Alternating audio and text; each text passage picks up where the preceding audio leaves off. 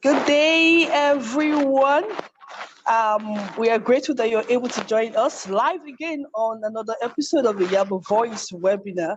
I want to welcome you specially. We are grateful that each time we turn out, you are always here to be part of our monthly webinar. So thank you so very much for finding time to be on this platform today. While we're talking about something very, very interesting, already today promises to be a very, very exciting time because we want to explore a very important topic which has a great relevance to the core of our society. Something that, yes, you and I would quite agree at the end of the webinar that we really need to talk about this because if we don't, then we are calling for trouble in every way. But then before I keep running off, the medical director and the arrowhead of Yaba Voice is here to welcome us formally to this webinar. Over to you, Dr. Olubenga Adekile Owoye. Thank you very much, Mrs. Akintoye. Good morning, good afternoon, and good evening, everyone all over the world. I welcome you to today's edition of our regular webinar by Yaba Voice, which is centered on various mental health issues. As we all know, Yaba Voice is a platform for mental health education, advocacy, and community outreach. It is also a platform of Federal Neuropsychiatric Hospital, Lagos, through which the hospital create awareness and educate the populace on mental health issues. Today's topic is bullying, the triggers, the mindset, and the implications on the bully.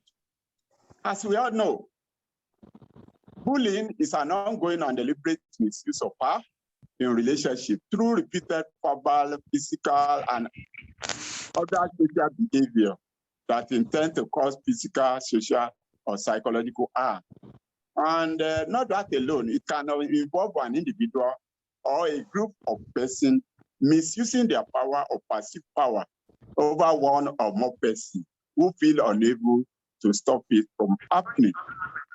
And there are some specific features of this bullying that I want us to take note of.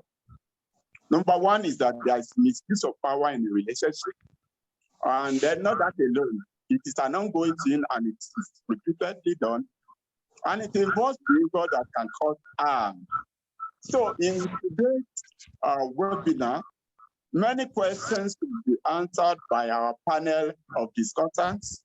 And those questions will include the various types of bullying that exist. What are the various specific forms of bullying? How does bullying affect the mental health of an individual, both on the bullied and those being bullying another person? And we also look at both the long and short-term effect on them, and then the prevention strategies this morning. To do justice to this topic this morning, I have mental health experts of resounding repute. First on the list is Dr. Nina Okewole. Dr. Nina Okewole is a chief consultant psychiatrist in Child and Adolescent Unit of Federal Neuropsychiatric Hospital, Aro, Abeokuta, Ogun State.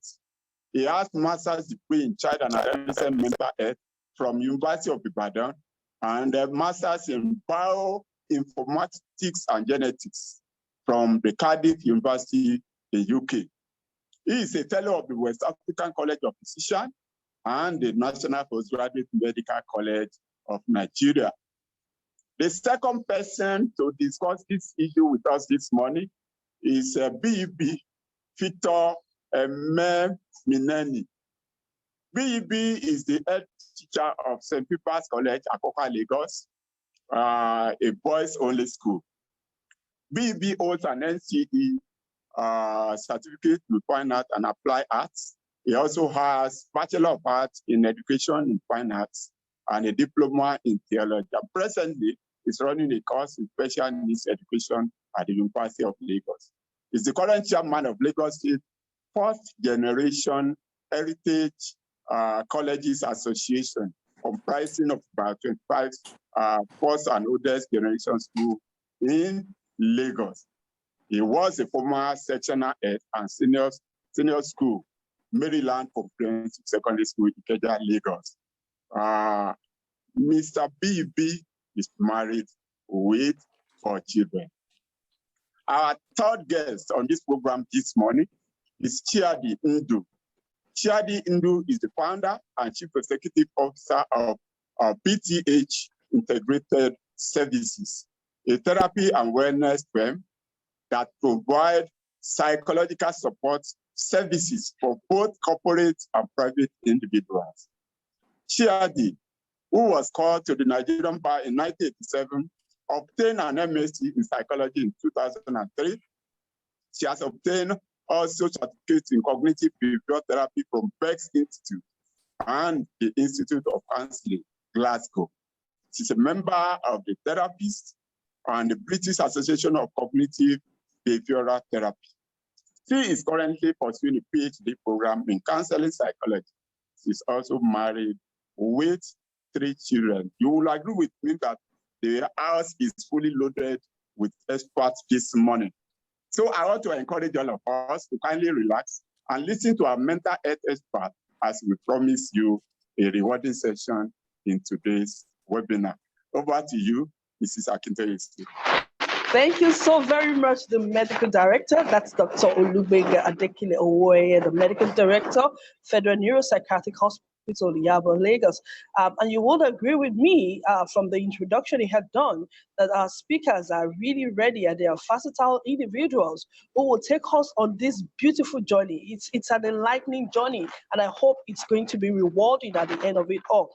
Please just ensure that you connect with someone who needs to be here, someone out there who needs to hear this. Just tell them that we have started. Send the link to them. Yes, they could still catch up with us.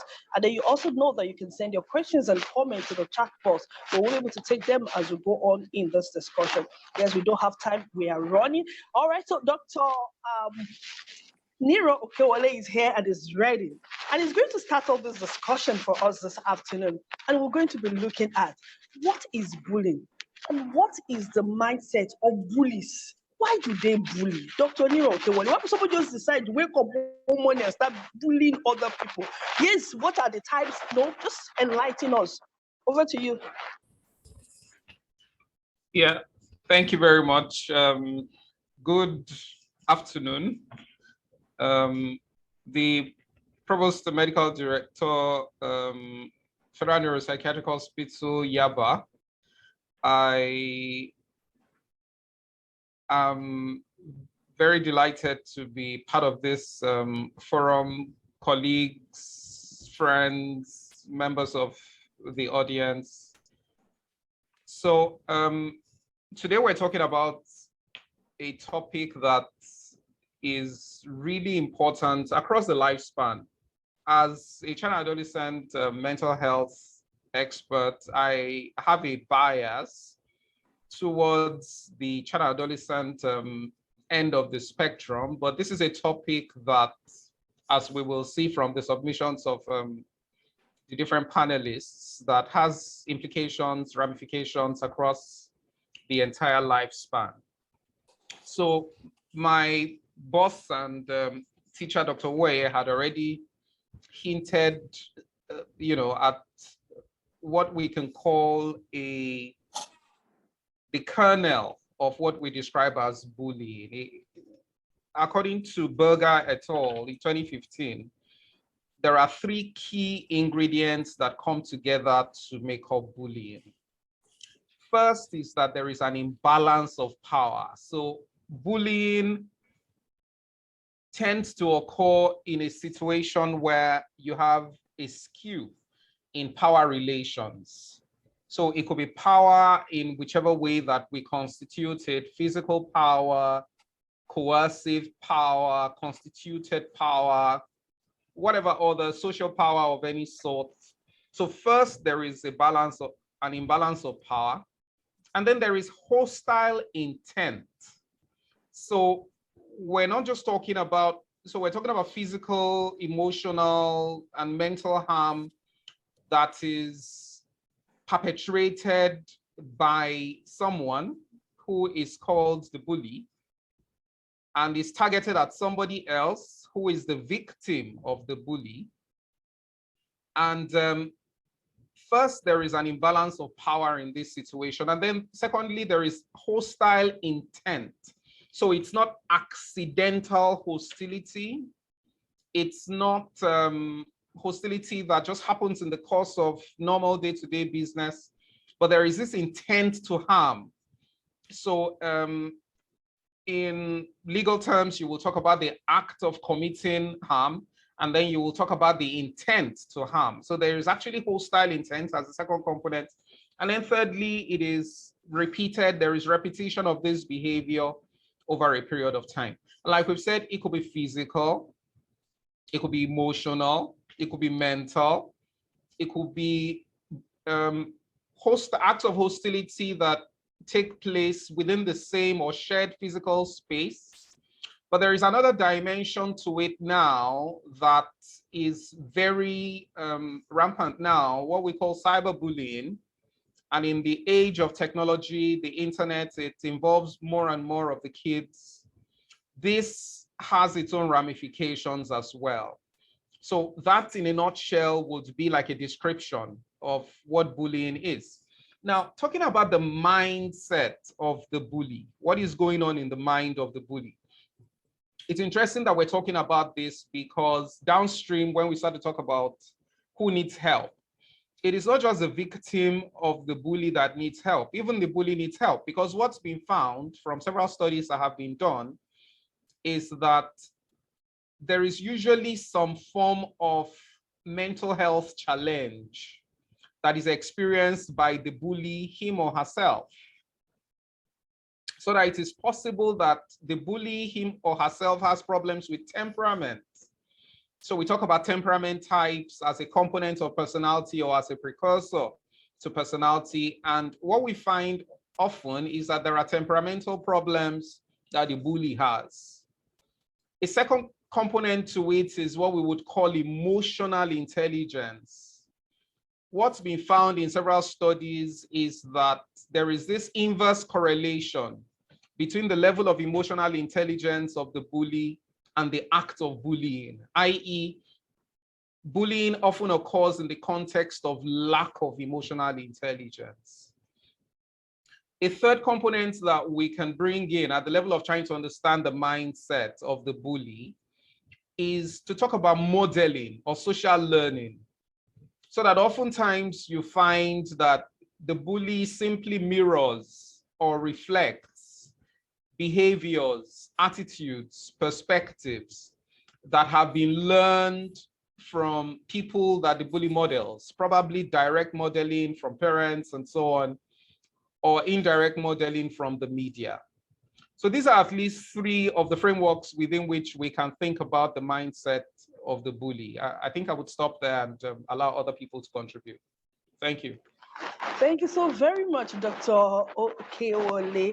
And you will quite agree with me that this is opening up very well. You know, let me just quote something that you just said. They said, we are not just talking about the victim, but even the bullies themselves need help. And so if we don't understand where they're coming from, how can we help them? How can we even stop this thing that we're talking about? If there is a problem with the bullies or people who are bullied now, how can we now begin to do a bit of prevention and every other thing? And he had mentioned there's three major causes. There's the mental health challenges. Yeah, for some of them, emotional intelligence wise, there's a deficiency. And then again, he said modeling. Sometimes the learning is like a learned behavior that they copy from somewhere, and then they now go out there to exhibit. All right, so we are moving on. This is just like we are just making the iceberg. So many things to talk about today. All right, we're going to go over to Mr. BEB, and he's going to be telling us, you know, sometimes when parents are called and say, oh, your child is bullying somebody, is bullying now, not even has been bullied. You now hear parents say, oh no, lie, it can never happen. My child is not a bully. My child did not do that. They are lying on my child. Now, what is school bullying? Yes, school bullying, does it have a definition? And why does it happen in the school? And what is the warning sign that anybody will see and say, oh, this person, this child is a bully? Over to you, sir. Yeah, thank you very much. Good afternoon, everybody. I'm privileged to be here to speak on bullying, school bullying. School bullying. School bullying refers to a student or a group of students who have greater physical or social power than their victim and act aggressively toward their victim by bullying them verbally, physically, emotionally, by cyber postings, and in some cases, sexually. Verbal bullying involves name calling, verbal abuse, threats, or body shaming.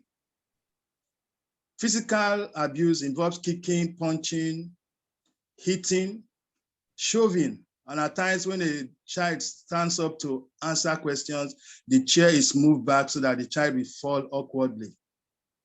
Then emotional bullying. This involves spreading of lies, sharing secrets told in confidence, breaking trust, etc.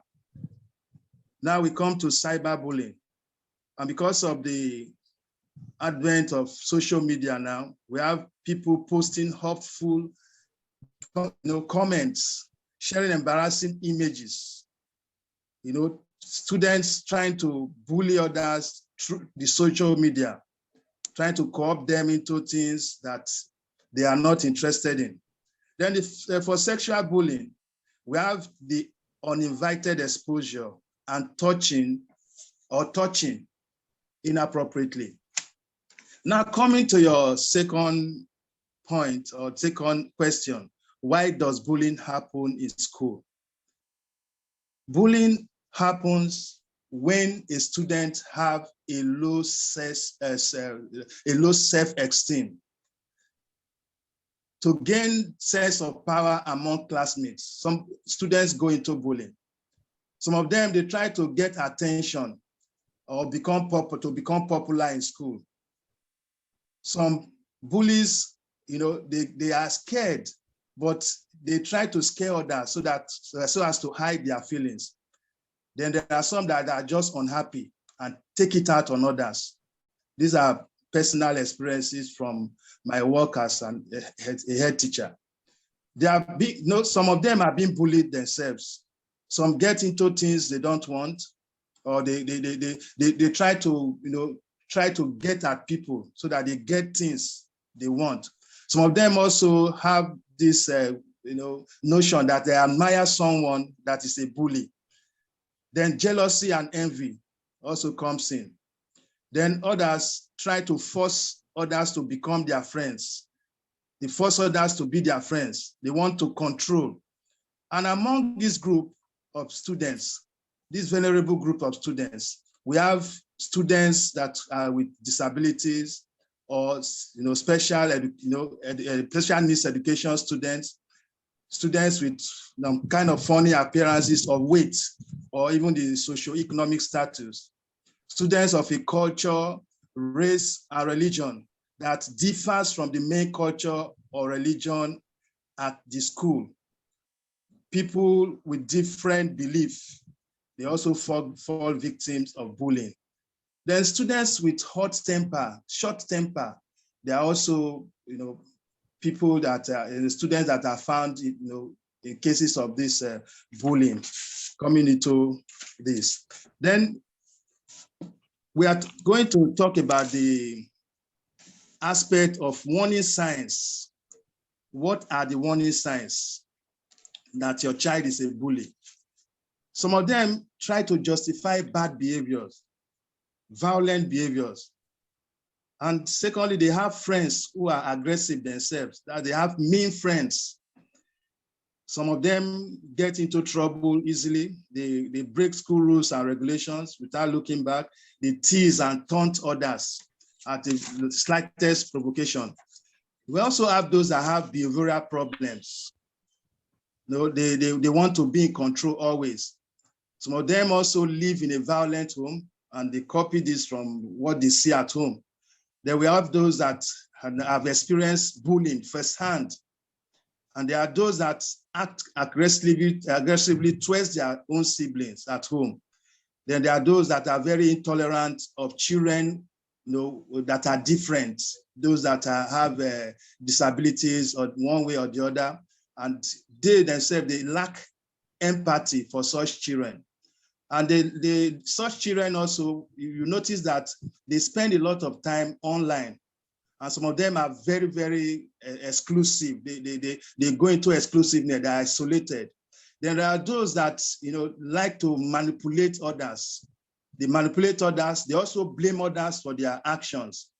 And with this, you can easily pinpoint a child, the signs of a child that is a bully. Thank you very much. Thank you so very much, Mr. BB. When he was talking about people who are at risk, it got into my heart that, he was talking about children who has weight problem, children who are different, kind of.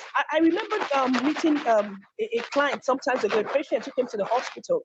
And, when she was in school, she was from the typical Ilorin side. Some of us that grew up in Ilorin will usually put far after our word. Say, I'm going to work far. I don't know what it means actually, but we just had that word. I know it's like, when she now got to school, a posh school, and every other time she started putting this far thing. Everybody's named her far, Mama far. You can imagine the shape. Each time they call her, they will call far, and it became very shameful for her to the point where she can't even talk outside, and it has affected her even till then. We will talk about that. And I recall when we were in the boarding house too, when those of us in junior classes will feel the seniors will bully us. Yes, pure bully us, will do terrible things, and we begin to look at it. But what I've now found out is when these so-called junior students now get to the higher class, they tend to repeat some of this behavior, and this now goes to show this modeling that we are also talking about. But then let's now move to the workplace. Madam Chiadu Ndu is here, and she's going to talk to us about what is workplace bully, and what are the triggers, and what are the indices that, yes, bullying is going on in the workplace. And this is something very, very important, because when you look at what happens in some of our organizations, there are different workplaces. This is something that we need to really talk about today. Yes, please remember that we are also streaming live on Facebook. If somebody is having difficulties joining us on Zoom, please, you can join on Facebook. It's live and direct, and then you can actually send your comments and questions to chat box. Over to you, Madam Mujo. Hello, everybody, and a very, very pleasant afternoon to you all. I stand on all existing protocols, so I'm not going to say the specific. I stand on all existing protocols. And it's interesting, the question, triggers of bullying and indication that bullying is going on. I am not going to re-emphasize what bullying is. I think the two previous speakers have done an extremely effective expose on what bullying is. So I want to start by saying what bullying, especially in the workplace, is not. Everybody knows what bullying is, I want to believe, but what isn't bullying? What is not bullying? So there's a very fine line between strong management and bullying. It's not a thin line, it's a very clear and distinct line. So when in an organization, there are comments and actions that are intended to provide constructive feedback and input, it cannot be described as bullying. For instance, I run a firm and I'm very, very intentional about integrity and proper customer service. I won't tolerate it. It could be interpreted by people who want to as bullying, because I would be very emphatic on what I will not tolerate. But I need you to know that that is not bullying. It is what I call strong management. It is what I call constructive feedback and input. Please, we must learn to distinguish between that and bullying. However, what is bullying in the workplace? It is usually intimidation. It is usually a sense, where an employee feels threatened by a well-skilled or well-liked co-employee, is not so sure. I beg your pardon, let me just put this phone off. I'm sorry for this. Yes. So he's not so sure of his own skills, a bit insecure, and he sees someone who is flying, who everybody likes, and then they're threatened. Their popularity, their social status in the company, they feel threatened. They feel that this individual is draining their power. You know, everybody is suddenly noticing this other person and then taking the fly off them. You know, those kind of people in organizations who I describe them as who kiss the top and kick the bottom. You know, everybody is on above them. Their seniors are they're all mollycoddly. They're all, you know, everything they say they want to do. You know, they really kiss the top and then they kick the bottom. That is bullying. They want to always call the shots. They decide the temperature in every situation. It's all about them. They must be the center of attraction. For me, these are the things that actually trigger bullying. When you're so insecure that you feel that it is either your way or the highway. No other person's opinion matters. You have to be in the middle of it. You must notice me. In fact, I call it notice me or I die. You notice me, you have to see how I talk. You have to see everything is all about you. Nobody else gets a chance. Those are strong triggers for bullying. And usually what do? They intimidate, they threaten, they insult, they use intentional exclusion. You know, matters that are very easy. I mean, it's just as simple as handing help to someone that needs help. You exclude the person, you make the person feel incompetent, you make the person feel, oh, I'm no good, you know, humiliate the person. And, you know, for very long, and over a period of time, you begin to affect the person's sense of self-worth. Usually when I speak, I usually like to drive it home, you know. And what I mean by that is I'm not too much of an academician. So I'm a very practical person. So I like to put things in perspective and personalize it. When I was growing up in secondary school, I was a victim of severe bullying. I had just changed schools. I lost my mother a few months before, and I came to a new school. And for some reason, now I know, and I don't want to go on, you know, in that direction. But now I know that it was bullying. I was constructively excluded. I was called names. They made mockery of my dark color. I come from the eastern part of the country, and the epitome of beauty where I come from is light skinned, and you know, and I'm very dark skinned. So they mocked my color, they body shamed me, they called me daughter of darkness. They had cartoons of me, you know, doing, you know, really. When I'd be passing the boys' dormitory, they'd call me names. See how ugly you are. You're so black. You're so. And I want to tell you that it affected me so negatively. My sense of self-worth dwindled. I struggled with self-esteem issues. And it was at the point in my life where I really needed to be loved and accepted. And the method that they used for me in school was exclusion and isolation, and it affected me. Fast forward to the workplace. Can you imagine someone, if your resilience level is not very strong, coming into the workplace and experiencing that same kind of toxicity in a workplace environment where you spend literally 80% of your waking hours? Undoubtedly, it has terrible psychosomatic and psychological impact. For me, that is an indication of what bullying can do.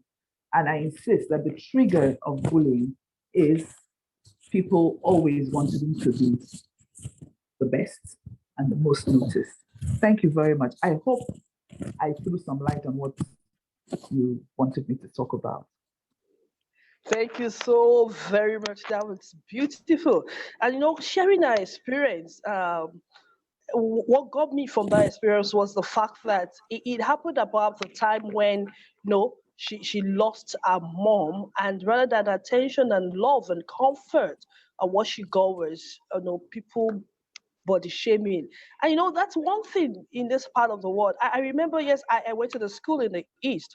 and virtually everybody was fair-skinned. I was like dark-skinned.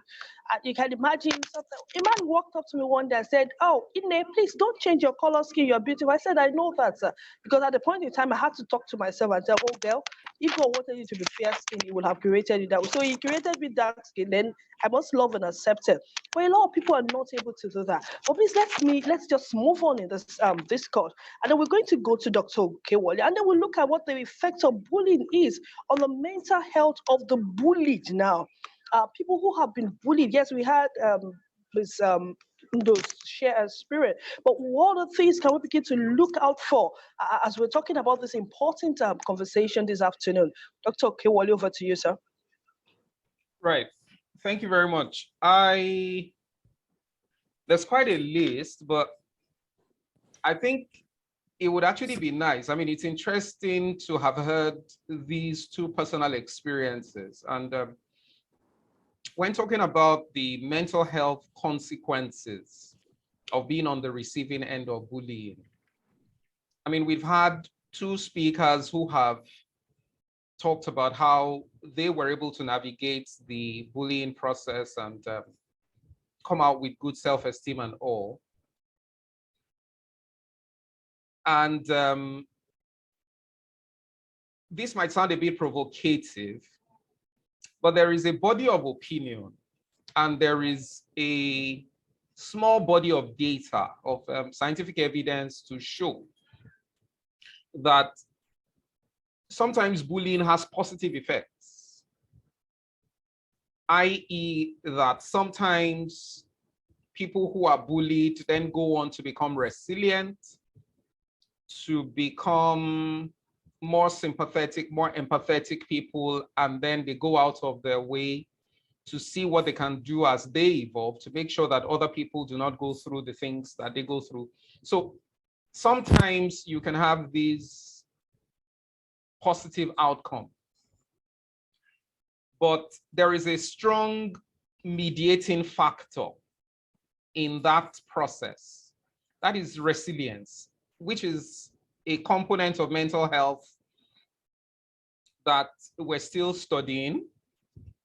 And one of the thoughts about that is that, well, it's actually not the experience of being bullied that led to these people having positive outcomes, that these people were probably individuals who ab initio had resilience. Resilience is both a biological thing with genetics involved and so on, and it's also something that is nurtured by upbringing and so on.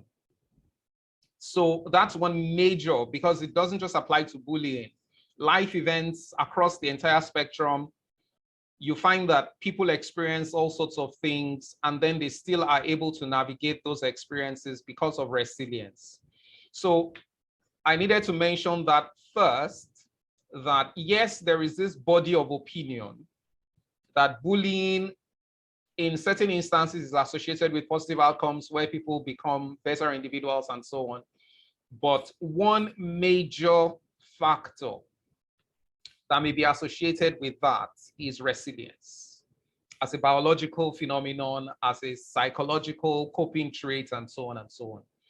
But for the great majority of people, you find an array of possible mental health outcomes. So we're talking about people who came to appreciate themselves as dark beauties and so on. But one of the associated is body image distortions, body dysmorphic disorder. There is this association that's been found with bullying, body shaming, being called names and so on. And then this person grows into a teenager or someone in her 20s and she wants a different nose. Of course, we see the outcome all over. People have easy solutions. They can just bleach their skin. And then that has its attendant health outcomes. You have people who've been bullied because of the shape of their noses and the shape of their ears and so on. And so they grow up and they decide, no, this is wrong. I need to have surgery or whatever. So body image distortions, body dysmorphic disorder, one possible outcome. Another possible outcome in that's very closely related, eating disorders. So you find people who develop anorexia nervosa, bulimia nervosa, the eating disorder spectrum. And when you're looking for etiological factors, when you're trying to understand how this person came to think that, to have this preoccupation with weight and engagement in persistent activities meant to control weight, which are the hallmark features of eating disorders, you would find that one of the common risk factors or etiological factors is the experience of being bullied, probably in the context of their body shape and body weight. If we back up a little and we say, okay, these are probably going to be found among teenagers and older people. Among younger people, school refusal, which is part of the child and adolescent mental health spectrum, is one of the key things. So you have a parent and then a child who probably had initially been very eager to go to school, suddenly doesn't want to go to school anymore. One of the key possibilities that one has to look out for is the possibility that the child is being bullied at school. So school refusal is one of the possibilities that we should consider. Depression. So you have instances of now, so we can think about that triad from depression to deliberate self-harm to actual suicidal behavior, including even completed suicide. And some of these we have found in the media recently, especially in the context of cyberbullying. So you have a young girl being called names or being excluded or being bullied in whatever manner by her peers. Probably pictures or stories end up on social media, and then she doesn't know what else to do, and then she kills herself. I'm sure that we've probably heard some of these stories coming out in the media. So depression can be one consequence. Deliberate self-harm, people cutting themselves as a way of feeling temporary relief and so on, or actual suicidal behavior. And then you can think about the entire anxiety disorder spectrum. So we can think easily about social phobia. So a young man comes out we see a young person, maybe a university student or someone in the 20s, and he just can't make presentations. He has all the anxiety symptoms when he's in a social context. And then we make a diagnosis of social phobia. And then we go back into childhood, and then we find times when he was laughed at when he tried to speak in class. Laughed at probably because his clothes weren't nice, laughed at probably because he had bad shoes, laughed at probably because he spoke with an accent. And then over the years, he's just become socially phobic. He's developed social phobia. And then we talk about the self-efficacy, the sense of self-esteem that individuals have. These are part of the spectrum. Personality disorders. So you have personality disorders like borderline personality or emotionally unstable personality disorder, which you then start to think in terms of the etiological factors or risk factors. You might find something related to genetics, but one of the common things that you will find is that this person was bullied as a child. And then how about the possibilities that we have concrete data for? So there's Dr. Awangasi, who I had the pleasure of supervising. He did his fellowship dissertation on bullying, victimization, and post-traumatic stress disorder. And the figures that he found were alarming. They were really humongous figures for bullying experiences and then for post-traumatic stress disorder. And I think I should mention also another study that we've done among secondary school students in Abeokuta. It was a study of psychotic-like experiences. So when we talk about psychotic experiences, delusional experiences, hallucinatory experiences, changes in behavior that probably do not yet meet criteria for a full-blown psychotic disorder like schizophrenia or whatever, but these experiences are there and they occur in a spectrum in the general population. Some people have these experiences more than others. And what has been theorized is that you might find larger cases of psychotic-like experiences among people who will then go on to either develop a psychotic disorder like schizophrenia or probably some other disorders like anxiety and depression. So what we found in our study among secondary school students in Abeokuta was that among those who had psychotic-like experiences, there was this strong association with early life trauma and experiences of bullying. In other words, these are children who may or may not then go on to become schizophrenic, become individuals who have schizophrenia, who have depressive disorder or anxiety disorder.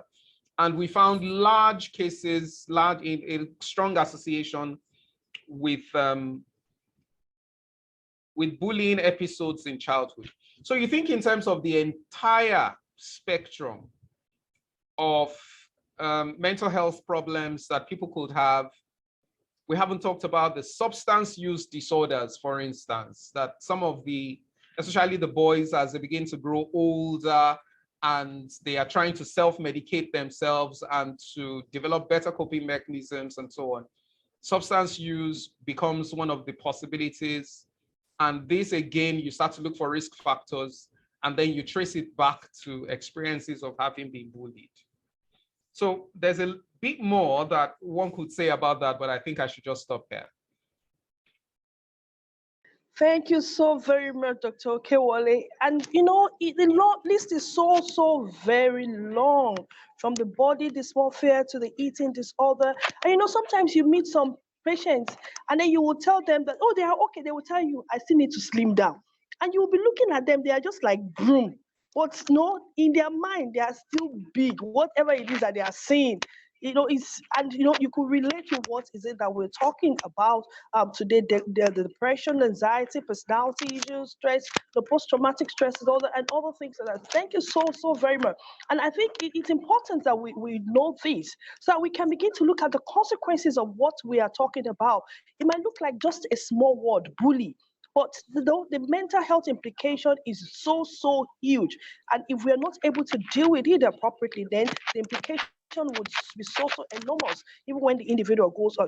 All right, so Mr. B, how do parents help or know that their child is being bullied? How would you know, first of all? And then what can they do, as well as the school?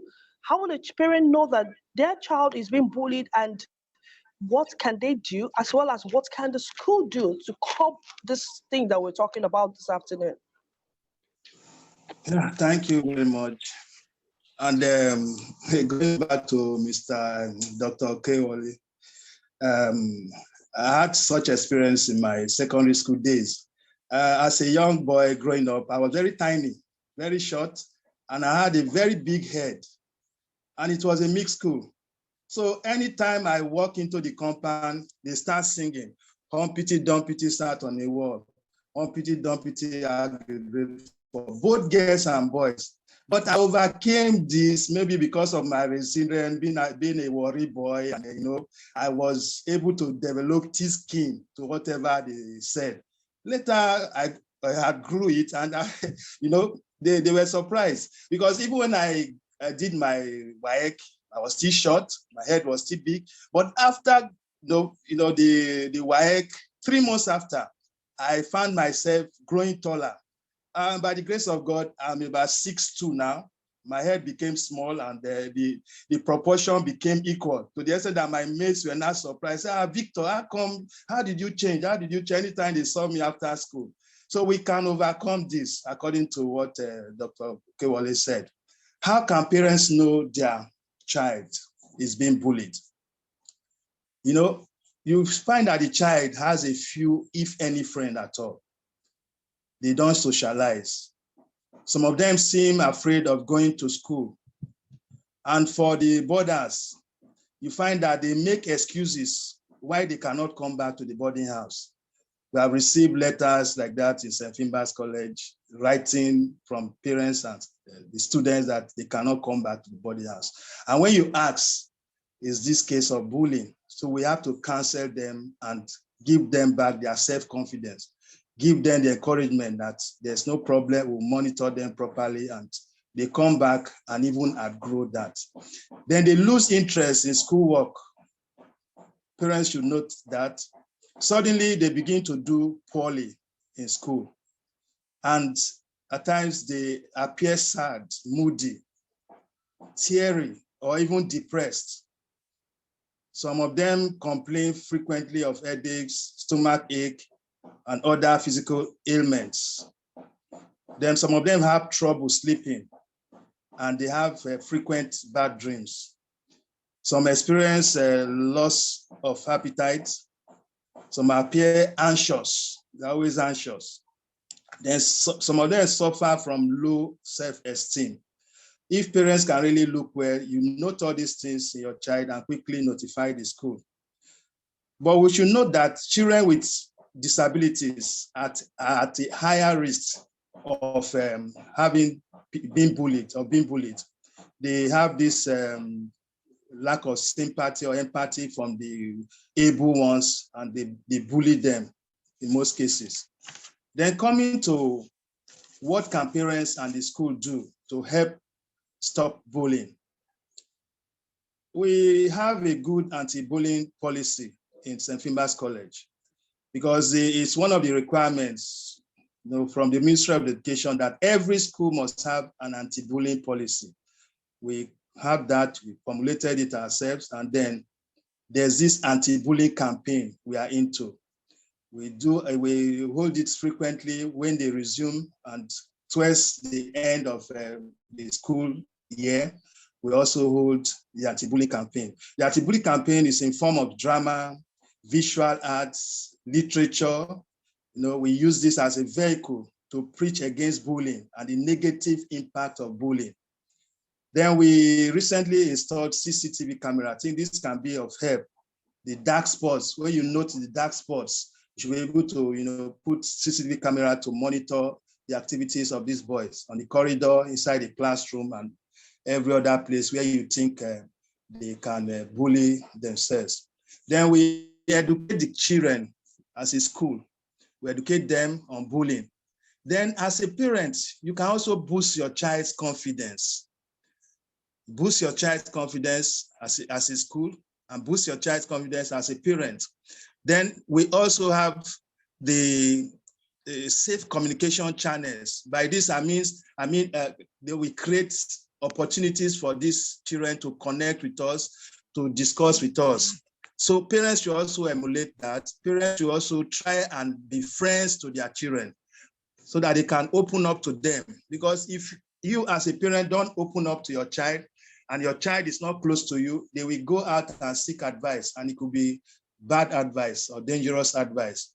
Also, the school should engage parents of these children. Those ones with bad behavior, those that are into this bullying, the perpetrators of this, they can engage the parents as a school, we discuss and also try to end this bullying. And even those on the receiving end too, we partner with the parents to also know how to quell this and try to look for a way out of it. So we have said this earlier on, we monitor the hot spots through CCTV camera. Then we teach kindness as a school. You teach kindness and empathy so that people should not body shame others. You don't body shame your mates because your mate is fat, short, or has a bow leg or K leg or dark complexion, as the case may be. So we try as much as possible to emphasize this and preach to children to stop body shaming themselves. Then accessibility. Parents should encourage their children to talk freely always. They should talk openly. And we as a school also encourage children, the students to speak out. There's this poster we did, flyers, pasted in all classrooms, encouraging students to speak out. And then there are these boxes we place at several strategic positions. If you cannot talk, just write it and slot it in.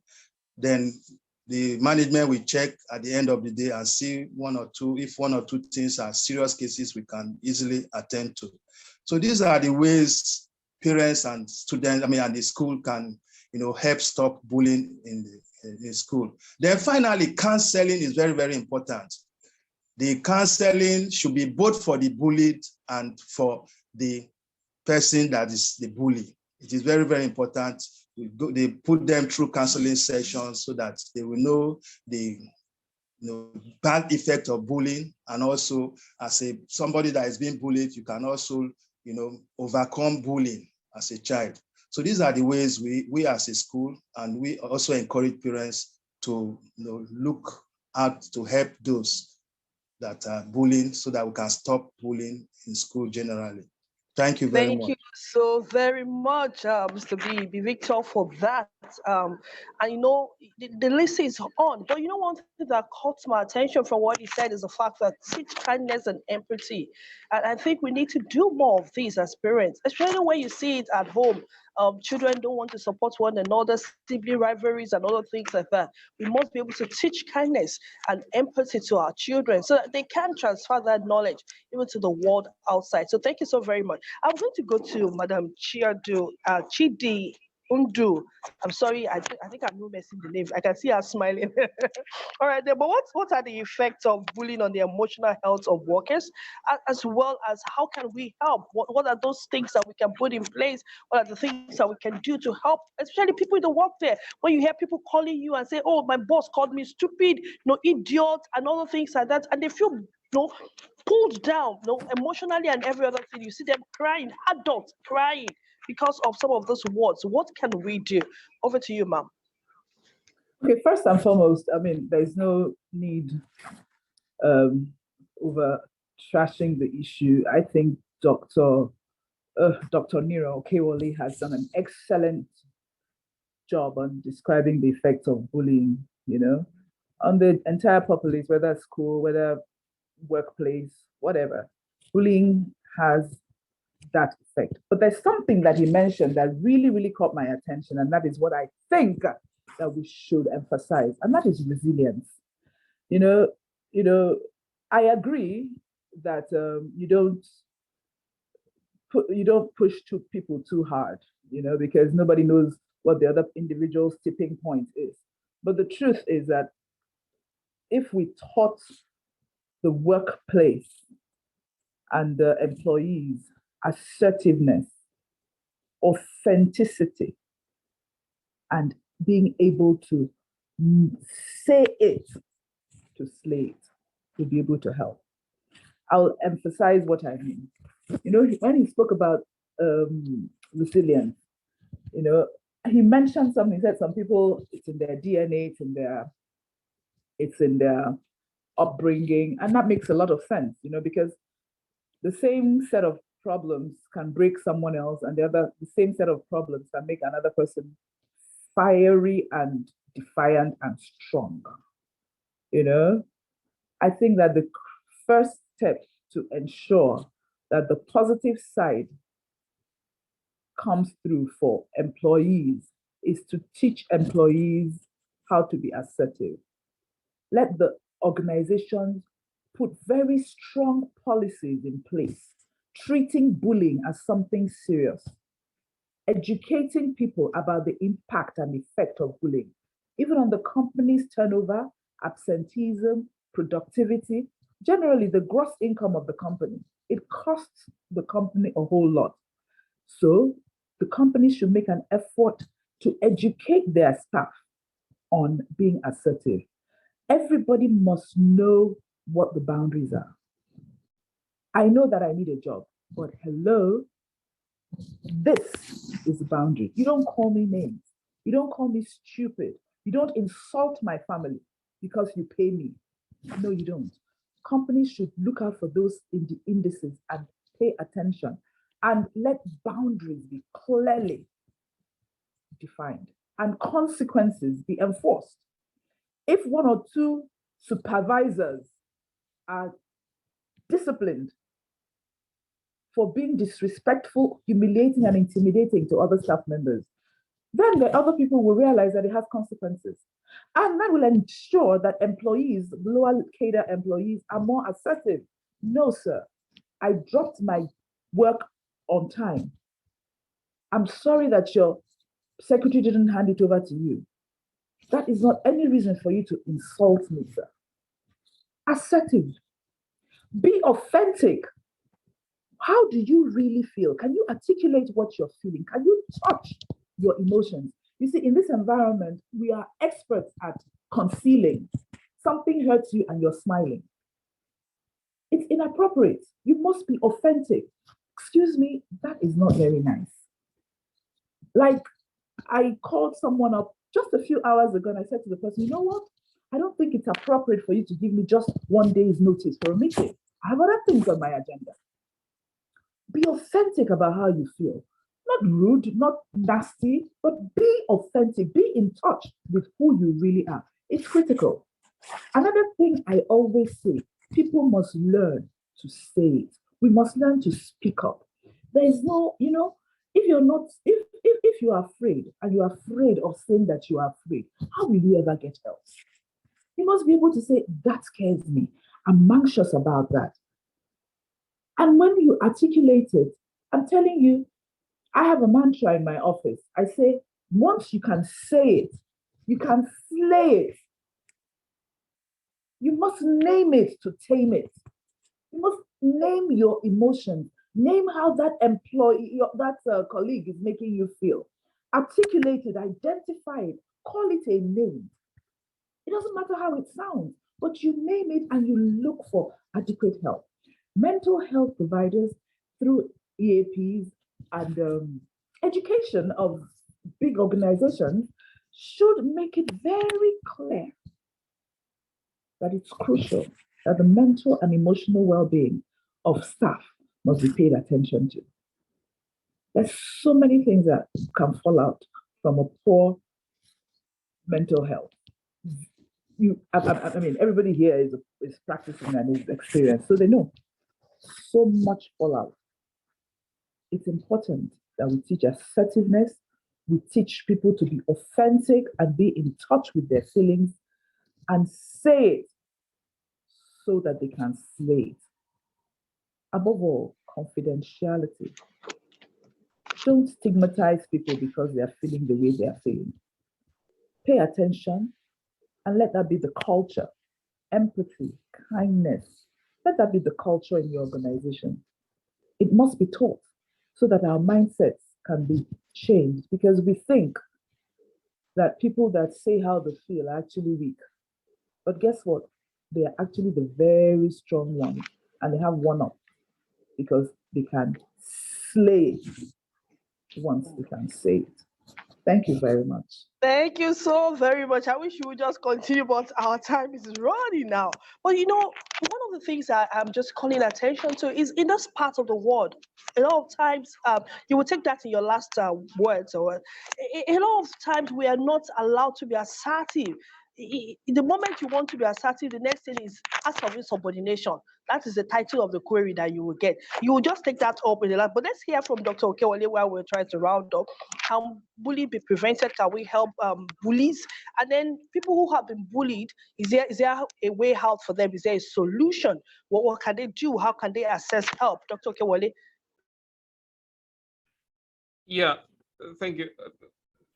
These are very interesting points that have been made, and it's actually really wonderful to hear both from the school perspective and then the workplace perspective, such that if we're going to talk about prevention, it's always nice to do it within a framework.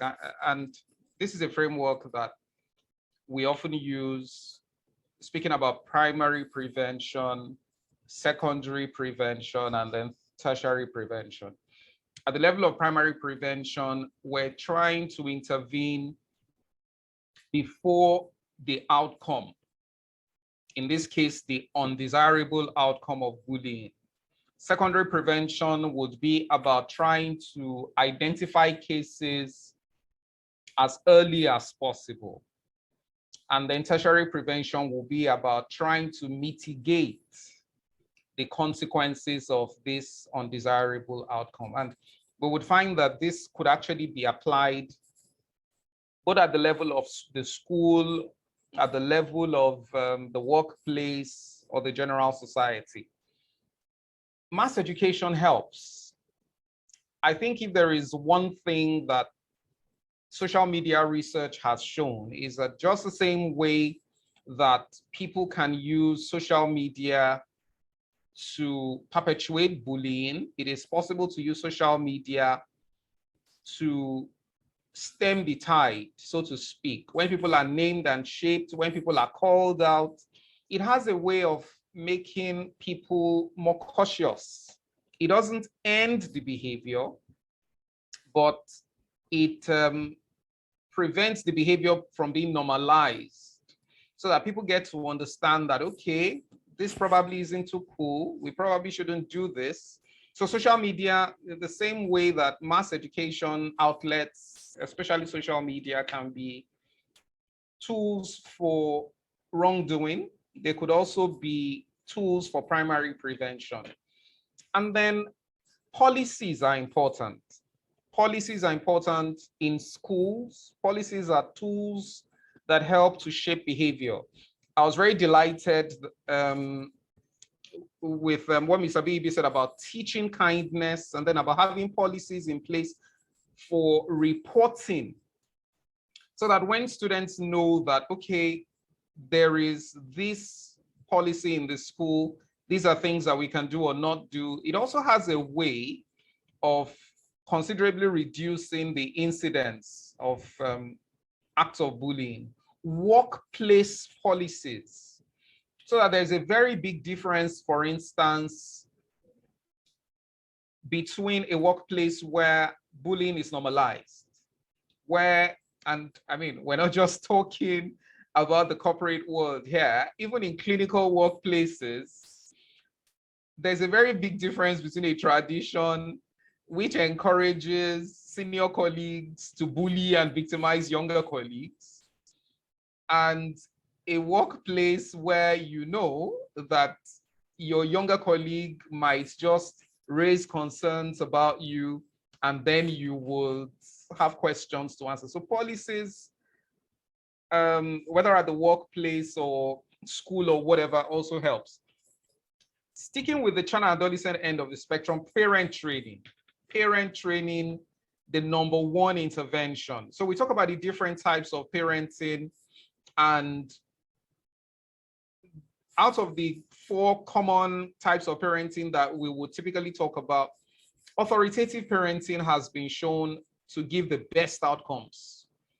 You have your expectations of the child, the responsibilities, but then the child is also shown love and efforts are made to build up the child's self-esteem and self-efficacy. So parent training helps considerably. So that's at the level of primary prevention. Secondary prevention will be about identifying cases of bullying. And I was very pleased again that Mr. BB also talked about how to identify situations of bullying in kids in school. That helps with secondary prevention so that it's possible for action to be taken quickly. And then tertiary prevention about managing the bullying situation. And often this involves counseling, this involves testing, this involves some form of conditioning, preferably rather than punishment, but punishment is controversial. That's probably a subject for another day, but taking action, having a policy on what needs to be done, and then thinking about the mental health, both of the person that's being bullied and the person that is perpetrating the bully, because eventually these are individuals who can then grow up to then reproduce acts of bullying as they evolve. So yes, we can think about prevention along this platforms. Primary prevention to make sure that cases don't happen. Secondary prevention to quickly identify situations where bullying is taking place. And then tertiary prevention to manage situations where bullying has occurred. Thank you. Thank you so very much, Dr. Kewali. But could you just be taking last word? Our time is up, and yeah, there are comments on the chat box. Yes, celebrating and congratulating our speakers for a well done delivery. Yes, very enlightening. Dr. Kewale Chiadundu, BB. Yes, yeah, I think some of your parents are also here on this platform. So thank you very, very much to our speakers. I will be taking one last word from them. Yes, CEO of Free says, thank you so much for the enlightenment. I suggest that the school and work environment can be made more positive. For instance, the most courteous students should be publicly rewarded. Yes, they say do it again. This has a reinforcing effect. Thank you so very much for that, ma. Yes, Dr. Sombe Mustafa, I congratulate all the participants today. Yes, keyword, the bully is sick, the bullied is a victim, assertive skill, parenting, stemming the tide, and all of these are things that would help. I hope we've taken something away. Yes, let's start for Mr. B. Last word from you, sir. Last word in, have a second.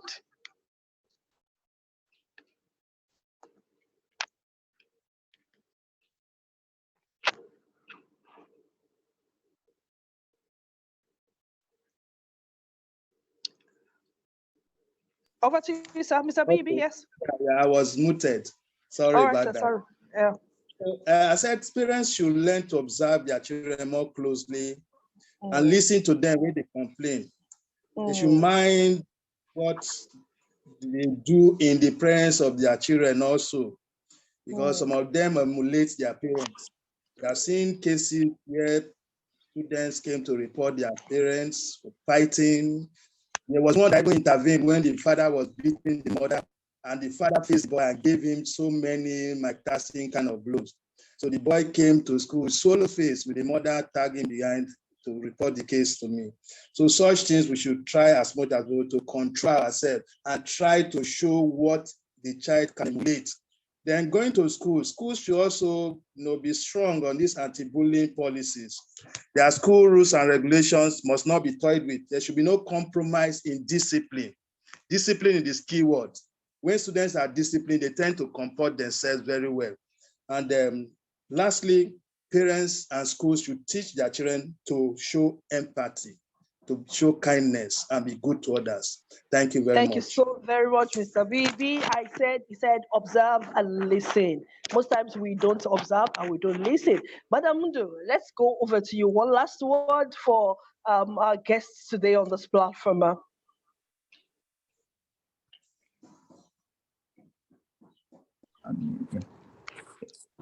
The video? Is the video? Can you see me? Yes, we can see you. Okay, You've gone off again, yeah. But you can see me now.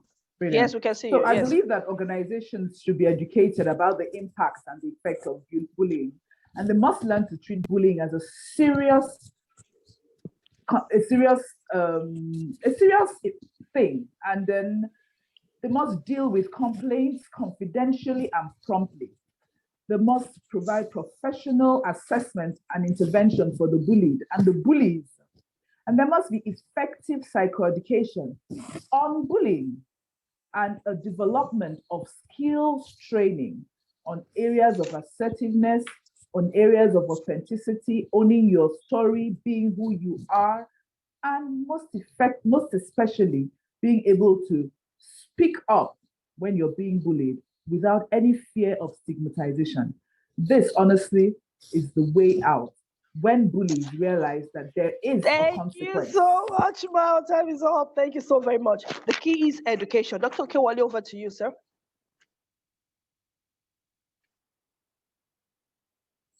Dr. Kewale, yeah. Unmute Dr. Kewale.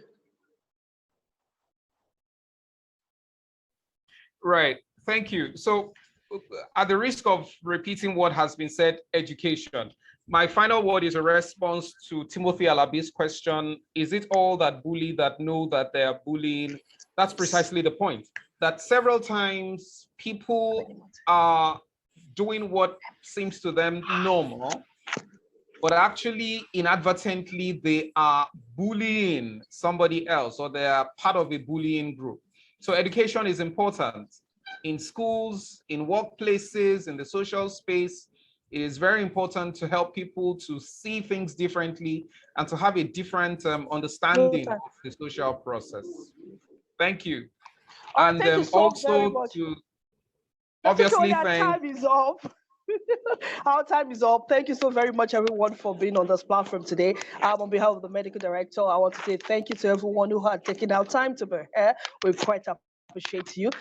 Also, we will look forward to see you again next time. Please remember that the video for this webinar will be on the YouTube page, and you can watch again and again, and you can share with family members or direct them also to be on this way. Once again, I want to say thank you to our guests on behalf of the medical director, the head of clinicals, Dr. Luani, and every member of the Yaba Voice team. I want to say thank you, thank you, thank you very much. Until we see you again, we want to look at the issue of anxiety. Just look forward to that. A lot of people are so anxious out there. How can they deal with it? What are the triggers? What brings it on? That's what we're going to be looking at next webinar by the grace of God. Please stay safe, take care of your mental health, and keep flourishing. Thank you so very much for being here. Bye-bye. Have a wonderful day. Thank you.